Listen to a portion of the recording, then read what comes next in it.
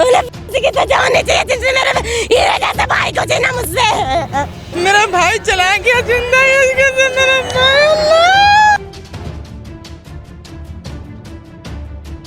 भैया को ना ब्लैकमेल भी किया था 20 दिन पहले। मैं तो उसे बचाते बचाते हाथ पैर जोड़ते जोड़ते मैं परेशान हो गई। मैं देख नहीं पाई कि बच्चे को कैसे चाकू मार दिया। जिसने मारे वो भागे हुए और उसको पुलिस वाले पकड़ नहीं रहे। इश्ताक मोहम्मद इश्ताक अब मोहम्मद मुबारक, ये दोनों पकड़ लिए गर्दन, इश्ताक मार दिए चाकू।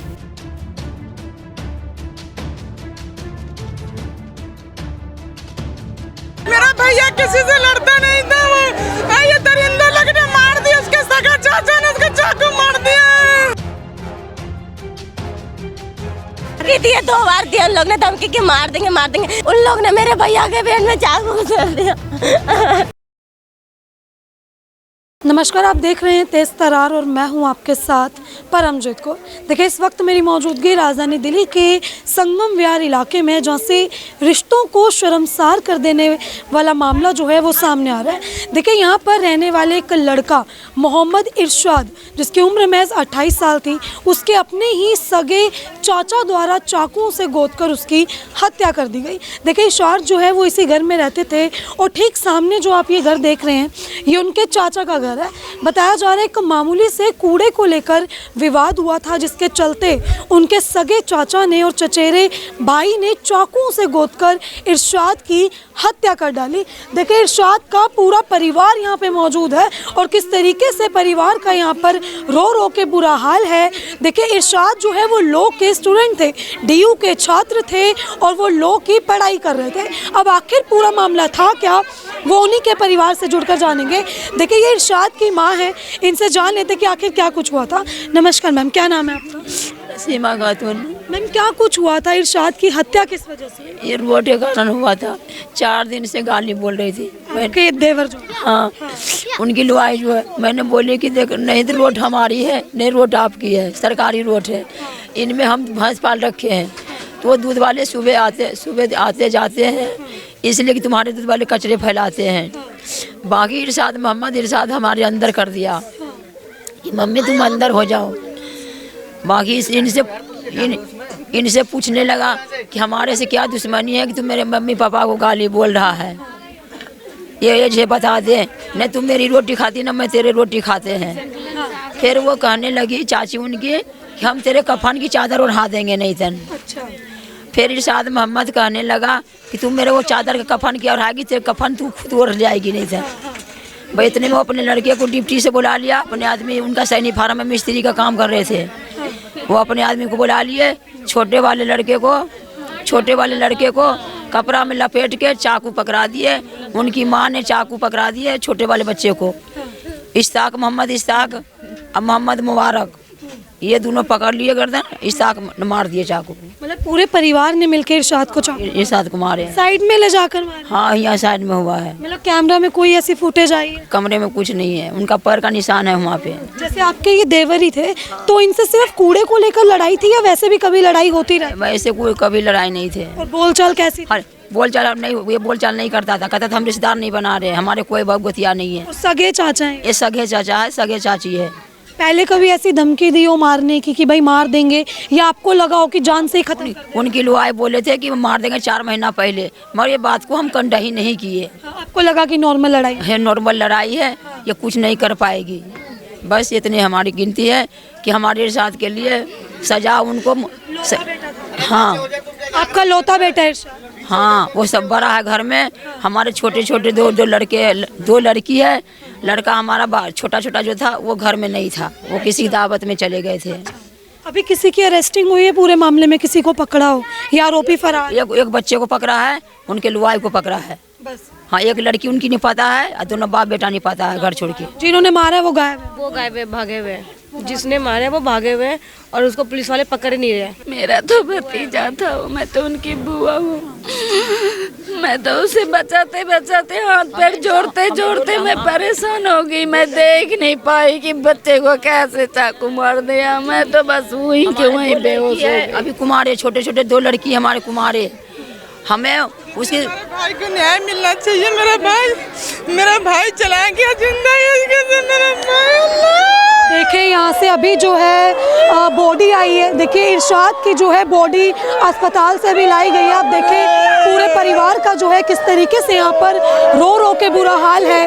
देखिए अपने ही रिश्तेदार ने, जहाँ रिश्तेदारी की मिसाल दी जाती है, उस बीच अपने ही रिश्तेदार ने जो है चाकुओं से गोद कर हत्या कर दी। देखिए बच्चे जो है वो यहाँ पर रो रहे हैं। किस तरीके से सभी का रो रो कर बुरा हाल है। ये देखिए यहाँ पे रिश्तेदार उनके बेहोश तक हो गए। देखिए इरशाद की बहनें हैं जिनके हालात आप अभी देख सकते हैं। इरशाद इस घर के बड़े बेटे थे जिनकी चाकुओं से गोदकर जो है वो हत्या की गई। और इस वक्त परिवार का हाल आप देख सकते हैं कि किस तरीके से परिवार का रो रो कर यहाँ पर बुरा हाल है।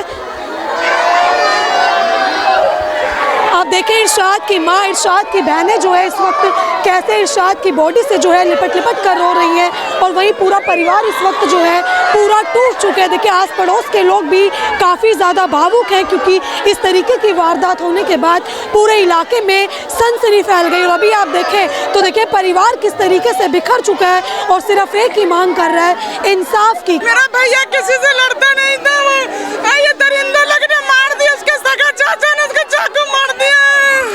देखिए यहाँ पे परिवार की एक ही मांग है कि सिर्फ परिवार को इंसाफ चाहिए। और सगे चाचा ने, देखिए सबसे हैरानी की बात है कि सगे चाचा ने ही जो है वो अपने भतीजे की हत्या कर दी। देखिए बहनों के क्या हालात हो रखे हैं, माँ के, बुआ, चाची जो भी यहाँ पे मौजूद है, सभी का रो रो कर यहाँ पर बुरा हाल है। और सभी जो है वो इंसाफ की मांग कर रहे हैं। आप देख सकते हैं परिवार इस वक्त पूरी तरीके से जो है प्रशासन से हम यही चाहते कि हमारे भैया को न्याय मिले। जैसे हमारा भैया जिंदगी से चला गया है, पुलिस आई कुछ नहीं कार्रवाई कर रहे हैं। जैसे हमारे भैया चले गए ना, वैसे मुझे न्याय चाहिए। और नहीं तो फिर जब पुलिस कुछ नहीं करेगी तो फिर आवाज हम उठाएंगे।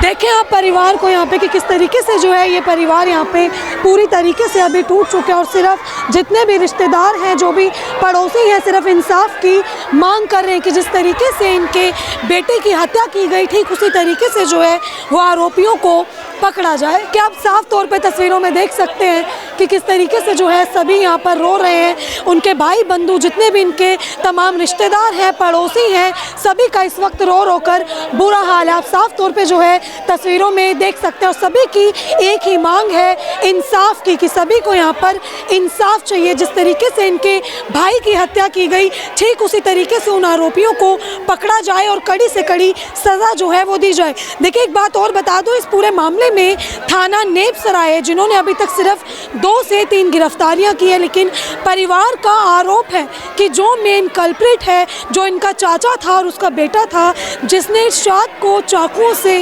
गोदा, वो अभी भी फरार है और उसकी गिरफ्तारी जो है वो अभी भी नहीं की गई है। जिसके चलते जो है परिवार पुलिस प्रशासन की कार्रवाई से नाखुश है। और परिवार की सिर्फ एक ही मांग है कि परिवार को इंसाफ चाहिए। देखिए यहाँ पे इरशाद के जो है पिता और छोटी बहन मौजूद है। आप देख सकते हैं कि किस तरीके से जो है सिर्फ इंसाफ की मांग कर रहे हैं कि कैसे उनके भाई की जो है यहाँ पे हत्या कर दी गई, जो कि आप साफ तौर में तस्वीरों में देख भी सकते हैं। देखिए पिता के क्या हालात हैं, आप देखिए कि किस तरीके से जो है ये पूरे मेरे भैया